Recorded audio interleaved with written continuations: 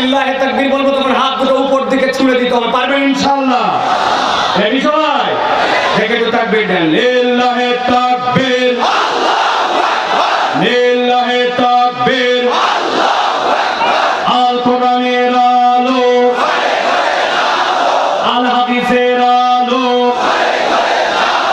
তোমার নেতা আমার নেতা, তোমার নেতা আমার নেতা,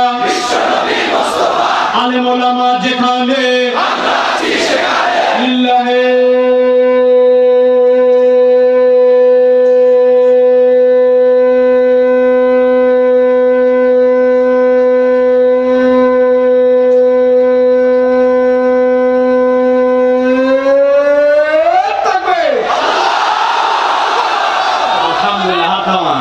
শয়তান আছে আর কোনাবাড়ি পার, ঠিক না? আল্লাহু আকবারের স্লোগান শয়তান পছন্দ করতে পারে না। এজন্য আল্লাহু আকবারের স্লোগান যাদের পছন্দ হয় না, বুঝবেন এরা শয়তানের খালাতো মামাতো ফুফাতো ভাই। আল্লাহু আকবারের স্লোগানের সাথে যাদের সম্পর্ক নাই, তাদের সাথে বাংলার মুসলমানের কোনো সম্পর্ক নাই।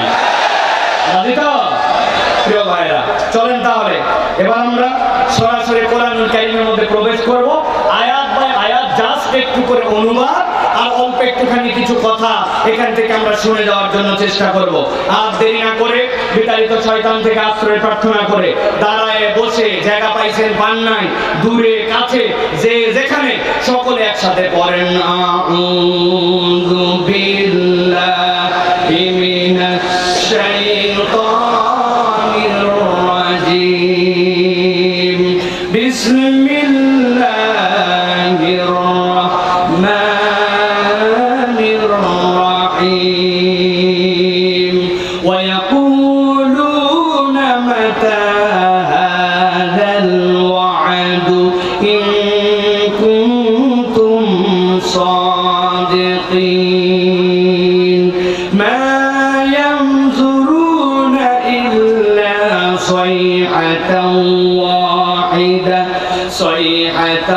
ওয়াহিদাতান তাখুযুহুম ওয়া হুম ইয়াখিসসিমুন। আল্লাহ রাব্বুল আলামিন বলছেন, ও আমার হাবিব, আপনি যখন দ্বীনের দাওয়াত নিয়ে মক্কার কাফের মুশরিকদের কাছে গেলেন, আপনি যখন দ্বীনের কথা তাদেরকে বুঝালেন, ঈমানদারদের মধ্যে থেকে আল্লাহ যাদের অন্তরে হেদায়েত দিয়ে দিলেন, ওই মানুষগুলা দ্বীনের দিকে চলে আসলো। কিন্তু যাদের অন্তর বক্র, যাদের হৃদয়ের মধ্যে আল্লাহ আলো দেন নাই, ওই মানুষগুলা নানান ধরনের বিভ্রান্তিকর প্রশ্ন আপনার কাছে করতে শুরু করলো। এর মধ্যে একটা প্রশ্ন তাদের ছিল, আপনি বারবার বলেন পরকাল আছে, সেই জায়গায় যাওয়ার পরে হিসাব নিকাশ হবে, পরকাল নামক একটা দিবসে সকলকে উঠতে হবে, আল্লাহর সামনে মুখোমুখি হতে হবে। আল্লাহ নবী এমনি এমনি এটা বলেন নাই, আল্লাহ নবী সাল্লাল্লাহু আলাইহি ওয়াসাল্লাম বুঝে সুঝে আল্লাহর পক্ষ থেকে এটা বলেছিলেন। কেননা যদি পরকাল না থাকে, দুনিয়ার কোন মানুষ প্রপারলি যেরকম তার প্রাপ্তিটা পায় না, সেরকম দুনিয়ার মানুষের যদি কোনো শাস্তি হয়, তাহলে ওই শাস্তিটাও দুনিয়ার বুকে মানুষ প্রপারলি পায় না। কথাটা বোঝেন নাই? ঠান্ডা মাথায় বোঝেন। দুনিয়ার বুকে কোনো একটা মানুষ তিনটা মানুষকে হত্যা করে ফেলেছে, একজনের ফুপা, একজনের খালু আর একজনের বাবা। এক ব্যক্তি তিন মানুষকে হত্যা করার পরে বিচার হয়েছে। বিচার হওয়ার পরে যিনি দায়িত্বে ছিলেন তিনি সঠিকভাবে তদন্ত রিপোর্ট করেছেন, যিনি বিচারক ছিলেন তিনি সঠিক বিচারক করেছেন, বিচার করেছেন, তার হত্যার জন্য ঘোষণা হয়ে গেছে। যেই ওই ব্যক্তিকে কোন একদিন রাত্রে 12:01 ফাঁসি দেওয়া হয়েছে। এই খবর শোনার পরে যেই লোকের বাপ মারছিল, ওই লোক খবর পায় লাফ দিয়ে উঠে বলছে, আমি আমার বাপ হত্যার বিচার পেয়ে গেছি। এখন যার ফুপা মারা গেছে আর খালু মারা গেছে, ওই দুইজন খবর পাইছে, পাওয়ার পরে বলছে কি রে মারলো এই লোক তিনজন, আর ওই লোক বলার বাপের হত্যার বিচার পাইছে। বিচারকের কাছে যাওয়া কঠিন। কোন কৌশলে যদি বিচারকের কাছে যেও পড়ে, যাওয়ার পরে যদি বলে বিচারক তিনজন লোককে মেরেছিল, আপনি তাকে হত্যার রায় দিয়েছেন, খুব ভালো কথা, কিন্তু যেই লোকের বাপ মারা গিয়েছিল ওই লোকের দ্বারা ওই লোক বলছে নাই বিচার পাইছে, তাহলে আমার খালু আর ফুপার কি হলো, আপনি একটু বিচার করে দেন। ঠান্ডা মাথায় বুঝে থাকলে বলেন তো, দুনিয়ার কোন মানুষকে একবার যদি ফাঁসি দেওয়া হয়, ওই ফাঁসি দেওয়ার পরে দুনিয়ার কোন আদালত বা দুনিয়ার কারো ক্ষমতা আছে নাকি দ্বিতীয়বার ওই ব্যক্তিকে জীবন দিয়ে তার বিচার করা? ভালো করে এই জন্য বোঝেন, দুনিয়ায় আপনার প্রাপ্তি হোক অথবা শাস্তি হোক, প্রপারলি কখনো বিচার হয় না। এই জন্য কিয়ামত বা পরকাল এইটা আপনার আমার জীবনের অন্যতম অনুষঙ্গ। এই দিবস আছে, আমরা ঈমান আনি, কিন্তু আল্লাহ নবীর কাছে এসে একজন বলল, একদল লোক বলতে শুরু করলো মা ইয়ানজুরুন, আল্লাহ রাব্বুল আলামিনের কাছে জিজ্ঞাসা করতেছে নবীর মাধ্যমে, ওয়া ইয়াকুলুনা মাতা হাদাল ওয়াদু ইন কুনতুম সাদিকিন, সত্যই যদি কিয়ামত হয়ে থাকে কখন সেটা বলেন, টাইম কখন? অনেকদিন ধরে বলতেছেন কিয়ামত হবে, কিয়ামত হবে, পরকাল নামক একটা দিবস হবে, ওই দিবসটা কখন? নবীজি সাল্লাল্লাহু আলাইহি ওয়াসাল্লামের কাছে যখন এই জিজ্ঞাসা করা হলো, হাদিস আমাদেরকে বলতেছে আল্লাহ নবী সাল্লাল্লাহু আলাইহি ওয়াসাল্লামের কাছে এসে ঈমানদারদের মধ্যে থেকে কত সাহাবায়ে কেরাম এরকম প্রশ্ন করেছিলেন। এক সাহাবী এসে বললেন, হাদিসের মধ্যে আছে আন্না রাজুলান সালান নবী সাল্লাল্লাহু আলাইহি ওয়াসাল্লাম, আর একজন ব্যক্তি এসে নবীজিকে জিজ্ঞাসা করলো মাতা সাআ ইয়া রাসূলুল্লাহ, ইয়া হাবিবাল্লাহ, কিয়ামত কখন অনুষ্ঠিত হবে? নবীজি সাল্লাল্লাহু আলাইহি সাল্লাম বললেন, ক্বালা মা আ'দাত্তা লাহা, তুমি যে কিয়ামত কখন হবে জিজ্ঞাসা করছো, এই বেটা কিয়ামতের জন্য কি প্রস্তুতি নিয়েছো তুমি? লোকটা দমে গেল, দমে যেয়ে বলতেছে, ক্বালা মা আ'দাত্তু লাহা মিন কাসীরি সালাতিন ওয়ালা সাওমিন ওয়ালা সাদাকাতিন ইয়া রাসূলুল্লাহ, অনেক নামাজ, অনেক রোজা অথবা অনেক সাদাকা আমার আমলনামায় নাই, এইরকম কোনো প্রস্তুতি নিতে পারি নাই, তাইলে যে জিজ্ঞাসা করতেছো কখন কিয়ামত, তাইলে তোমার প্রস্তুতি কি? লোকটা লাফ দিয়ে উঠে বলল, ওয়ালাকিন্নী উহিব্বুল্লাহ ওয়া রাসূলাহু, আমার সালাম বড় সংক্ষেপ, কিন্তু ইয়া রাসূলুল্লাহ আমি আল্লাহ এবং আল্লাহ রাসূলকে ভালোবাসি। যেই না ওই লোক এই কথা বলেছে, আল্লাহ নবী বললেন, ক্বালা আনতা মা মান আহবাবতা, ও আমার সাহাবী চিন্তা করো না, তুমি যাকে ভালোবাসো কিয়ামত তোমার তার সাথেই হবে। সুবহানাল্লাহ। এখন আপনার আমার হাসর নাসর যদি আল্লাহ নবীর সাথে হয়, আপনার আমার তো চিন্তা থাকার কথা নয়, কেননা নবীজি সাল্লাল্লাহু আলাইহি ওয়াসাল্লামকে আমরা ভালোবাসি। সাহাবায়ে কেরাম বলতেছেন, ফাকুলনা ওয়া নাহনু কাযালিক, একজন বলল, ইয়া রাসূলুল্লাহ, ওই লোক তো বলছে সে নাকি আল্লাহ তার রাসূলকে ভালোবাসে, কিন্তু আপনার কাছে একটু জিজ্ঞাসা, আমরাও তো আপনাকে ভালোবাসি, আমরাও কি তাহলে আপনার সাথে থাকবো কিনা? নবীজি বললেন, নাআম।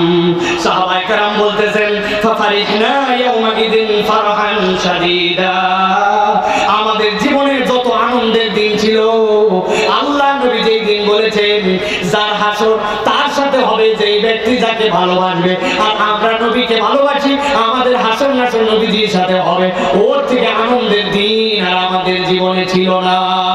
সুবহানাল্লাহ।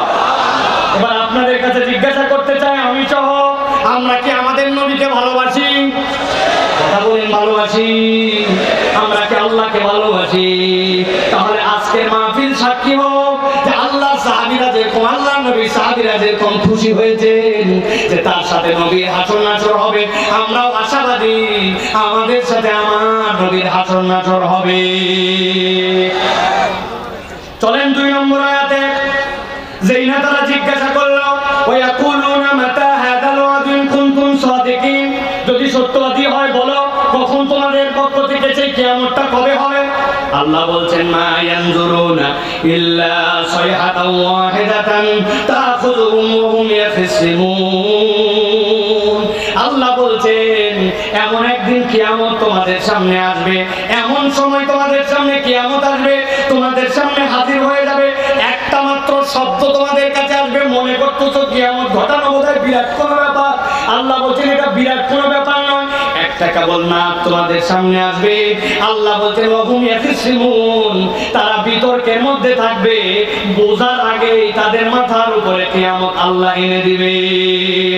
আল্লাহ বলছেন, ফালা ইয়াস্তাতিউনা তাওসিয়াতাও ওয়ালা ইলা আহলিহিম ইয়ারজিউন, আল্লাহ বলছেন তোমাদের কিয়ামত এমন ভাবে এসে যাবে যে তোমরা যে ওসিয়ত করবে তোমাদের সন্তানের কাছে যে আমি একটা বিপদে পড়ছি, আমারে উদ্ধার করো, অথবা তোমার জন্য এই সম্পদ রেখে গেছি, তুমি এটাকে ইউটিলাইজ করো, আল্লাহ বলছেন তারা ওসিয়ত করার সময় পাবে না, পরিবারে ব্যাক করে আসারও সময় পাবে না।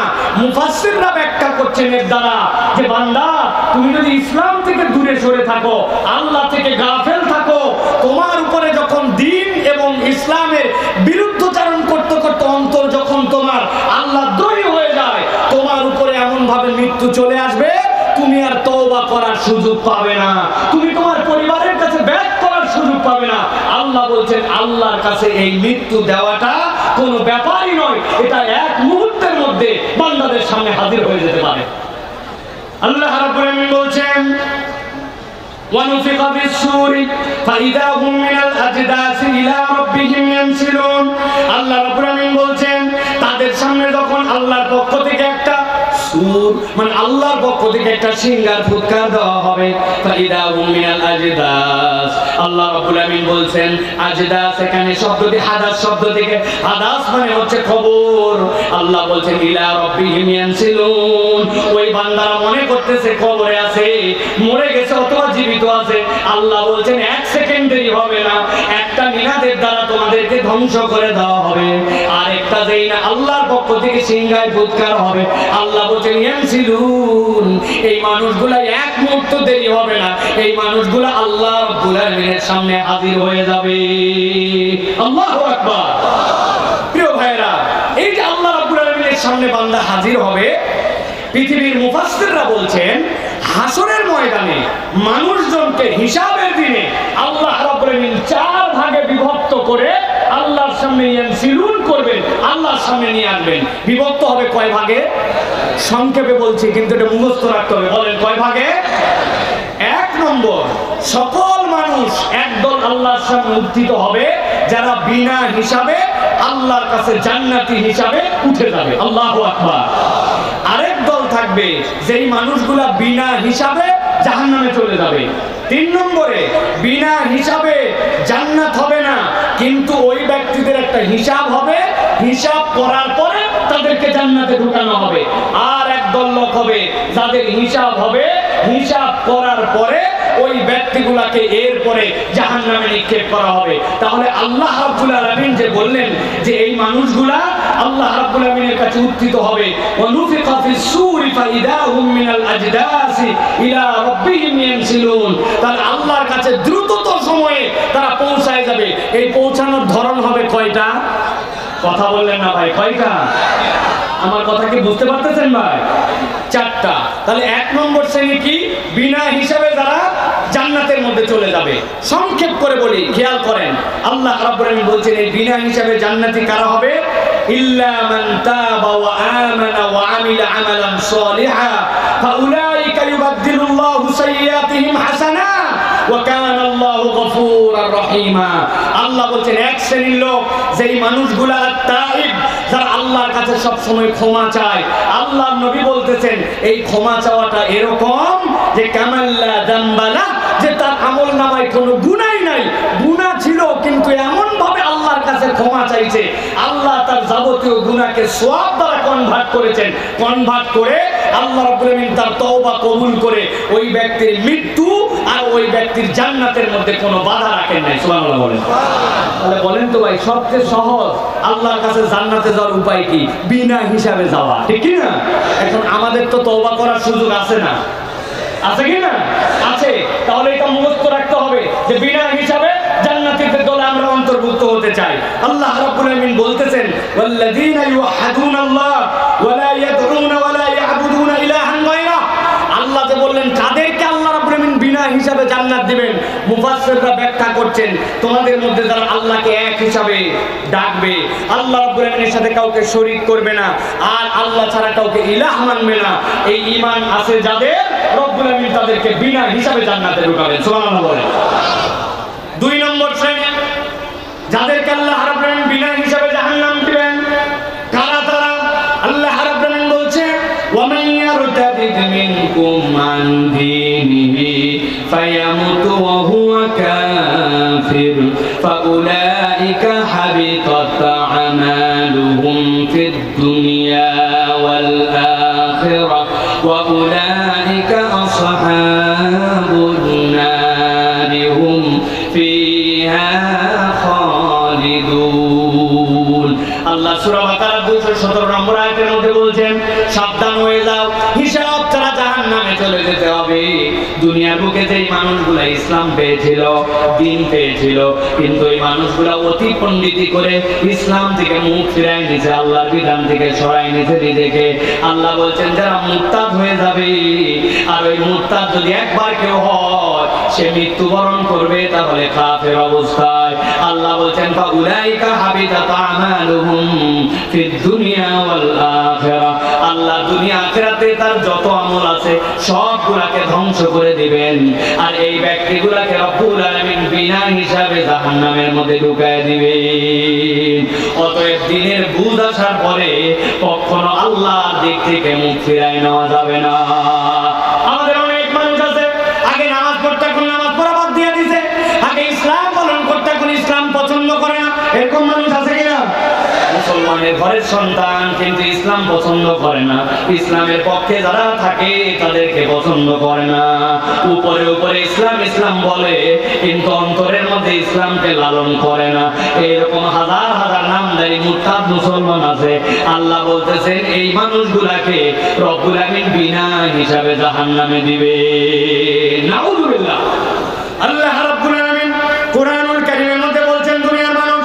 এরপর আরেক শ্রেণীর মানুষ আছে, যেই মানুষগুলা দুনিয়ার বুকে সওয়াব তার আমলনামা যেটা ওইটা সে ঠিক মতো হিসাব মেলাতে পারে না, মনে করছে অনেক আমল করেছে, আমল অনেক করার দ্বারা তার কোনো ফায়দা হয় নাই, বরং আমলটা অনেক করার থেকে আমলটা যদি তার এমন হয় যে আমলটা তার জন্য ভারী, তাহলে ওই ব্যক্তির ওই আমলটা আল্লাহ রাব্বুল আলামিনের কাছে পছন্দনীয় হবে।